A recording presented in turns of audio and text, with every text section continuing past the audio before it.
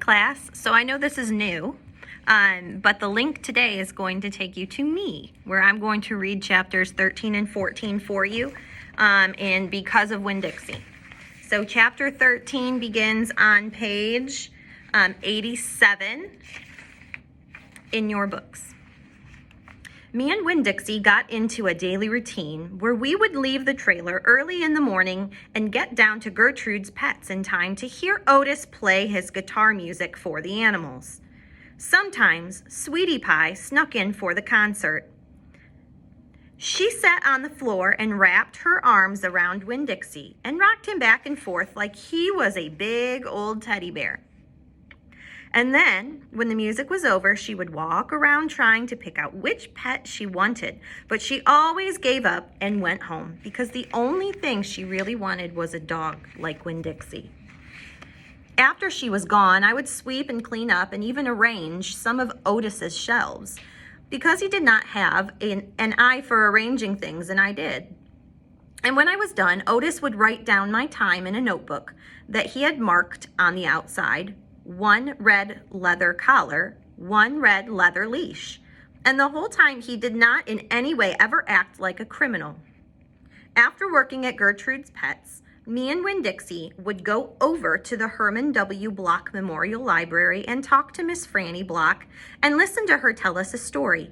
But my favorite place to be that summer was in Gloria Dump's yard. And I figured it was Winn Dixie's favorite place to be too, because when we got up to the last block before her house, Winn Dixie would break away from my bike and start to run for all he was worth, heading for Gloria Dump's backyard and his spoonful of peanut butter. Sometimes Dunlap and Stevie Dewberry would follow me. They would holler, "There goes the preacher's daughter visiting the witch." "She's not a witch," I told them.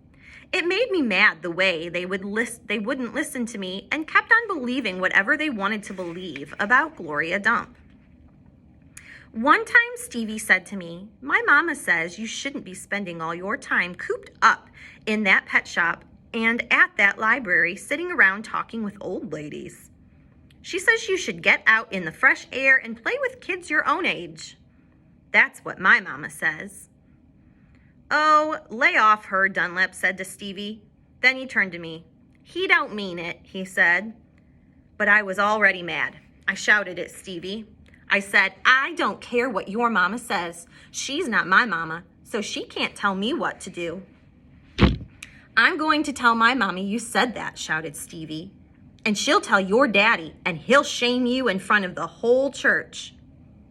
And that pet shop man is," I don't like that word, I'm going to leave that out, "and he was in jail, and I wondered if your daddy knows that."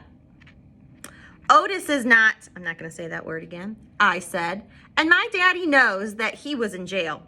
That was a lie, but I didn't care. "And you can go ahead and tell on me if you want, you big bald-headed baby."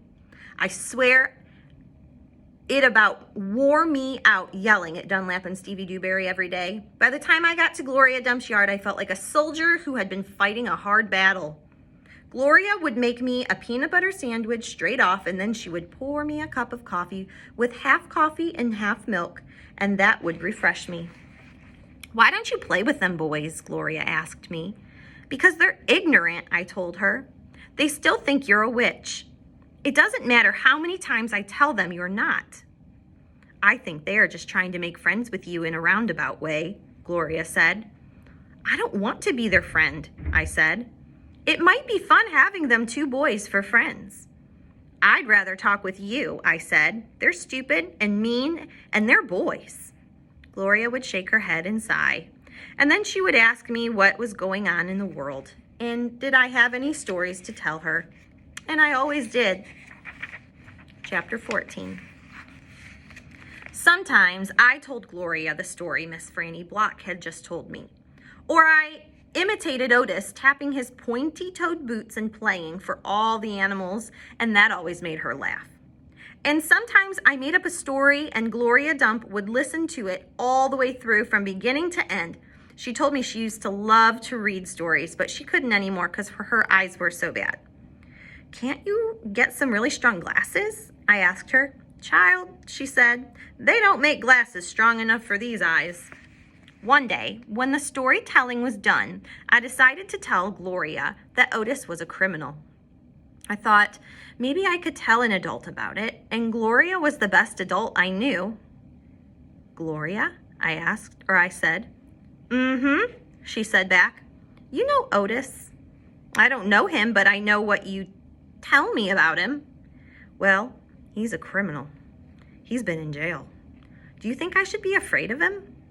"What for?" "I don't know, for doing bad things, I guess, for being in jail."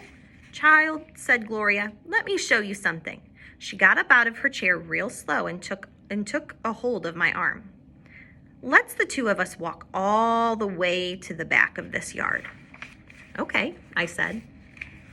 We walked, and Winn Dixie followed right behind us. It was a huge yard, and I had never been all the way back in it. When we got to a big old tree, we stopped. "Look at this tree," Gloria said. I looked up. There were bottles hanging from just about every branch. There were whiskey bottles and beer bottles and wine bottles, all tied on with string, and some of them were clanking against each other and making a spooky kind of noise. Me and Winn Dixie stood and stared at the tree, and the hair on top of his head rose up a little bit, and he growled deep in his throat. Gloria Dump pointed her cane at the tree. "What do you think about this tree?" I said, "I don't know. Why are all those bottles on it?" To keep the ghosts away," Gloria said. "What ghosts?" "The ghosts of all the things I done wrong."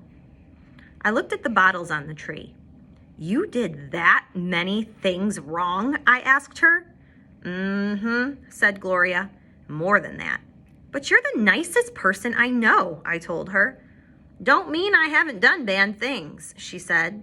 "There's whiskey bottles on there," I told her, "and beer bottles." "Child," said Gloria Dump, "I know that. I'm the one who put 'em there. I'm the one who drank what was in 'em." "My mama drank," I whispered. "I know it," Gloria Dump said. "The preacher says that sometimes she couldn't stop drinking." "Mm-hmm," said Gloria again. "That's the way it is for some folks. We get started and we can't get stopped."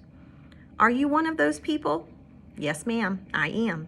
But these days I don't drink nothing stronger than coffee." "Did the whiskey and beer and wine, did they make you do the bad things that are ghosts now?" "Some of them," said Gloria Dump. "Some of them I would have done away, with alcohol or without it, before I learned." "Learned what?" "Learned what is the most important thing." "What's that?" I asked her.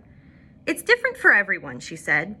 "You find out on your own. But in the meantime, you got to remember, you can't always judge people by the things they've done.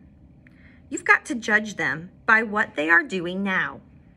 You judge Otis by the pretty music he plays and how kind he is to the animals, because that's all you know about him right now. All right?" "Yes, ma'am," I said. "And them Dewberry boys, you try not to judge them too harsh either, all right?" "All right," I said.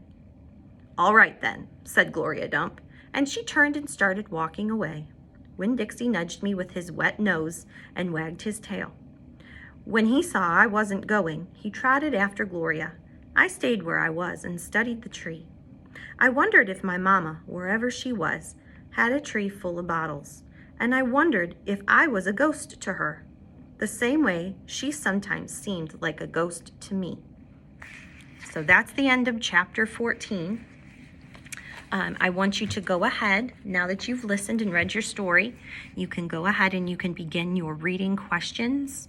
That is under your classwork for today, Thursday, okay? Get working, class.